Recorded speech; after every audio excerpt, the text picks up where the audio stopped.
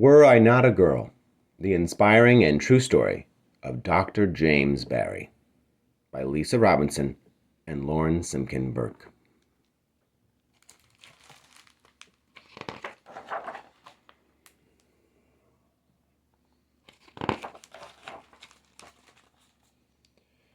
Imagine living at a time when you couldn't be the person you felt you were inside. You couldn't be true to yourself. This is a story about someone who refused to let that happen. Dr. James Barrie.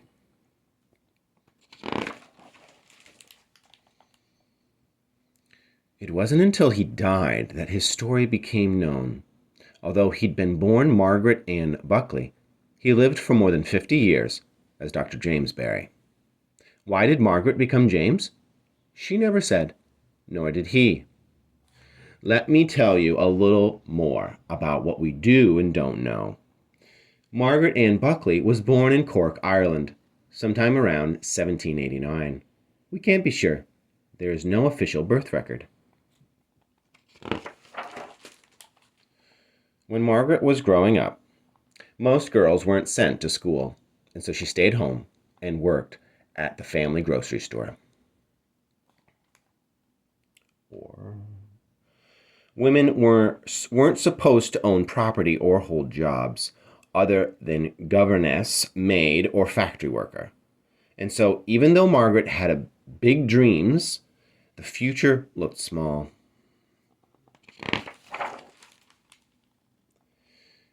In 1798, the people of Ireland rebelled against their British rulers. Margaret admired the soldiers marching through town. Were I not a girl, I would be a soldier, she later thought. I must honestly confess I would prefer a sword to a musket, or I should like a pair of colors.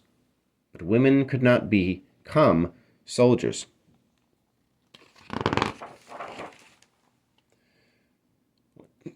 When Margaret was 16, her father lost his store and home, then abandoned the family. Hoping to find work, Margaret and her mother braved traveling to London, across the war-tossed Celtic Sea. Margaret's uncle, James Barrie, who had just died, had left them money enough for food and lodging. Margaret scoured newspaper ads for work as a governess. Alas, she lacked the required education. One of her uncle's friends kindly agreed to teach her French, history, arithmetic, geography, and writing.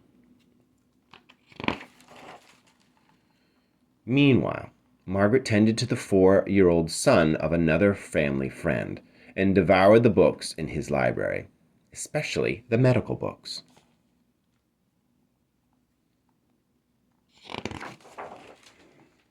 On walks through the city, Margaret often passed Middlesex Hospital, where medical students hurried to and fro. How she yearned to join them, but women could not become doctors. So Margaret, who wanted to be a soldier and a doctor, took charge.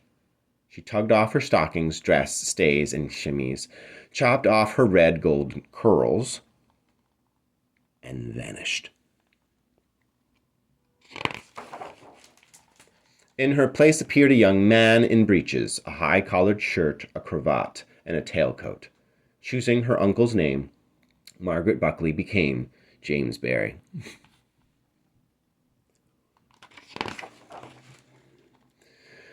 19-year-old James boarded a fishing boat bound for Scotland, then enrolled in the Edinburgh Medical School.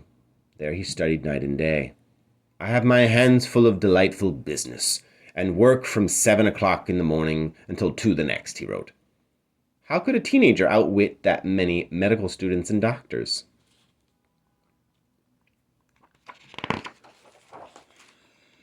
In truth, not everyone believed that James belonged in medical school. In his last year, the rumors began. James' smooth skin, slight build, and high voice led people to suspect that he was a mere boy. Perhaps he's no older than 12, whispered his fellow students. The university declared him too young to take the final exams essential to become a doctor. Despite the university's decision, James refused to give up. Another family friend stepped in on his behalf. There were no rules against boys sitting for the required exams, the friend argued. and so the University Senate allowed James to take on the challenge. He passed all the tests. James was officially a doctor.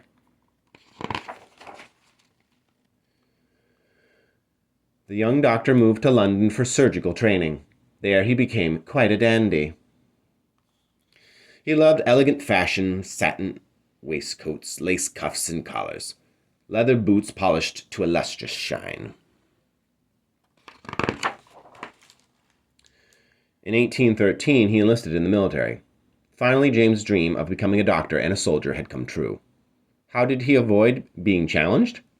Physical exams weren't required, and His Majesty's forces really needed surgeons.